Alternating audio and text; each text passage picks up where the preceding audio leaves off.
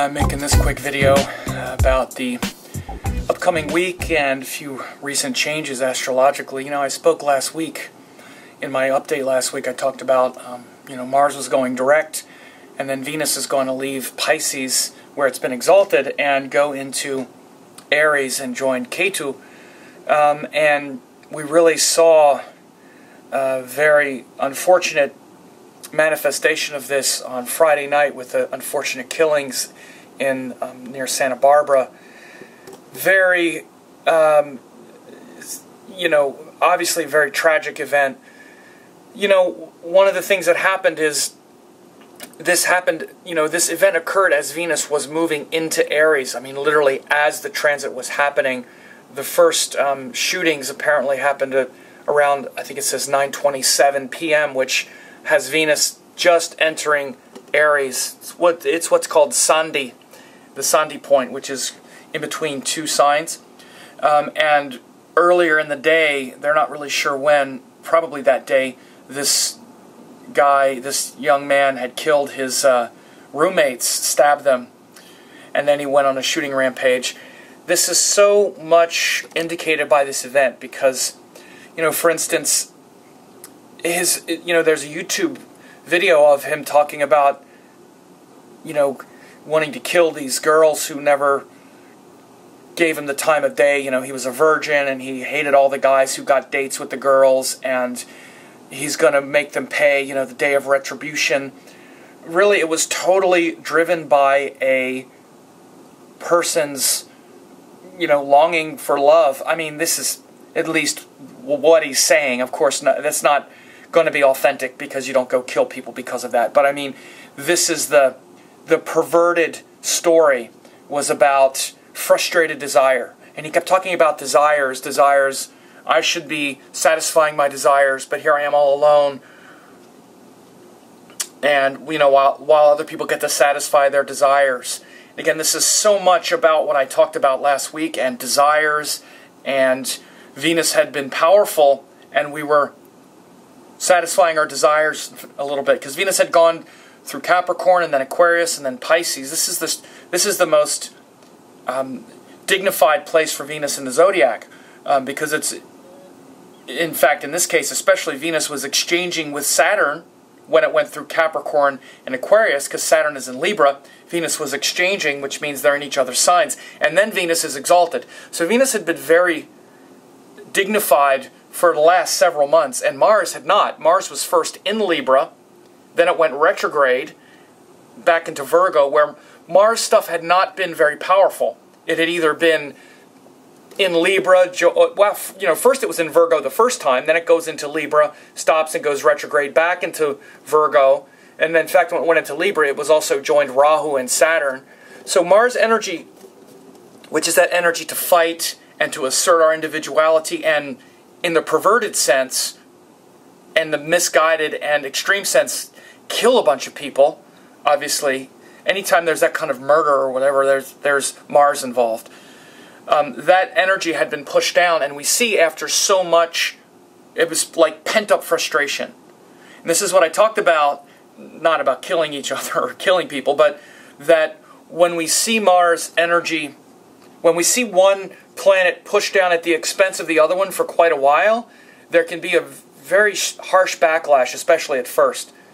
Venus and Mars are opposites. Like I said last week, if you didn't see, I'll just restate that, when we're doing powerful Venus stuff, it's often at the expense of Mars. Venus says, I want to sleep a little longer, I want to eat good food, I want to be comfortable, I want to satisfy my desires.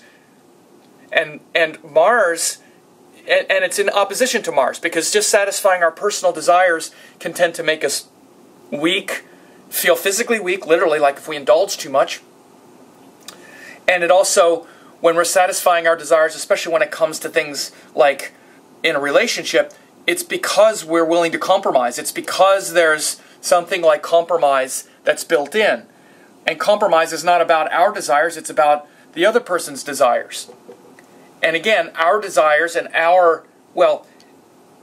Venus is about the mutuality. Mars is not necessarily our desires, Mars is our strength. And our strength is not, our authentic strength is not a question of satisfying desires. It's a matter of principle, which is not desire. Desire is pleasure and enjoyment. Principle is our convictions based on our beliefs. That's what motivates Mars. This is what motivates us to sacrifice our happiness in the moment, to sacrifice our momentary desire to experience pleasure, and that includes pleasure in the form of compromising with another person. The reason relationships can make us slide on our principles is because we want to feel the desire, we want to feel the connection, we want to be happy, and we want to make another person happy. And the easiest way to do that is to do a lot of Venus stuff. Just compromise with them. They say something we don't like, even if we don't like it, don't make a big deal about it. But then they might cross a line, and they'll cross a line, and then Mars comes out and says, wait a minute, that's too far. So if we do that too much, then we're not going to have any connection. So Mars and Venus work in opposite this way, and the Mars part of us, which is to assert our individuality and act on principle and all that, had been pushed down more for the last several months. And the Venus stuff, the compromise, the willingness to experience pleasure and happiness, had been much more prominent. So after such a long stint, especially then they change signs, and then Venus moves into Mars' sign. Now Mars is ruling Venus. And Ketu is also there. Ketu is like a laser, like focusing on something and trying to extract the pure essence of it. And it can also become quite perverted. And, you know, so this whole kind of feeling of loneliness and despair that drove this person to obviously an incredibly, you know, deplorable act, and then of course he killed himself as well. Unfortunately, the whole thing is just a horrible tragedy. But you see this extreme right when Venus went into Aries.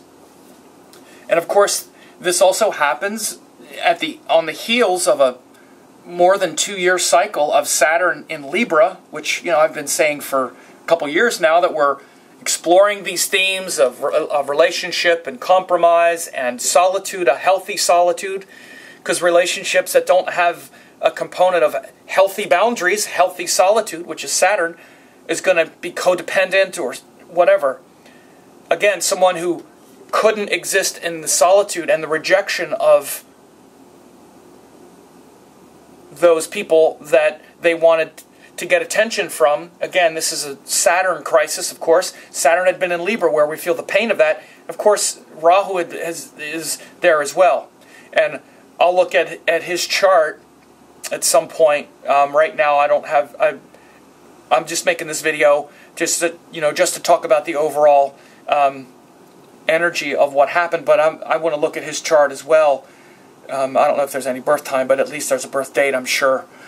But anyway, very tragic event, and it's shown by this shift between Venus being very powerful and the qualities of compromise and accommodation, shifting into Mars being really powerful now for the next few months. You know, and how that could be affecting your interactions, your relationships, your you know, what you're putting out in reference to others. So, very tragic event. Not a lot of joy in that regard, but there's certainly an opportunity to sort of even the scales and to bring things back to a point of truthful identity, especially within any partnership or anything like that. And, you know, the last couple months maybe have been a time where you're really trying and being challenged and tested to really see how much grace and love and beauty and mutual respect you can give another.